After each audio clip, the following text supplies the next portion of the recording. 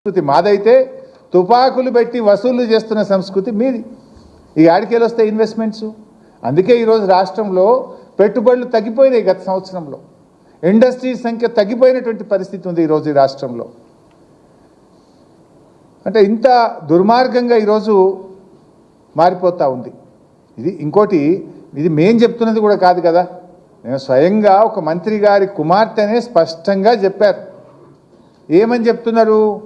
ముఖ్యమంత్రి గారి సన్నిహితులే తుపాకీ బట్టి బెదిరించారు, ముఖ్యమంత్రి గారు జపాన్ నుంచి ఫైలు ఆపించారు, ఒక మంత్రి గారు టెండర్లు వేయొద్దని మాకు హుకుం జారీ చేశారు, టెండర్ దక్కలేదని డిపార్ట్మెంట్నే మార్చివేసినారు. అంటే మొత్తంగా కూడా ఒక అరాచకం నెలకొన్నది రాష్ట్రంలో. ఇలా ఇంత జరుగుతూ ఉంటే బీజేపీ కేంద్ర ప్రభుత్వం ఎందుకు మౌనంగా ఉందో మాకైతే అర్థమవుతలేదు. ఇప్పుడు ముఖ్యమంత్రి ఆయనే, హోంమంత్రిగా ఆయనే ఉన్నారు. మరి ఇక్కడ విచారణ జరిగే అవకాశం లేదు.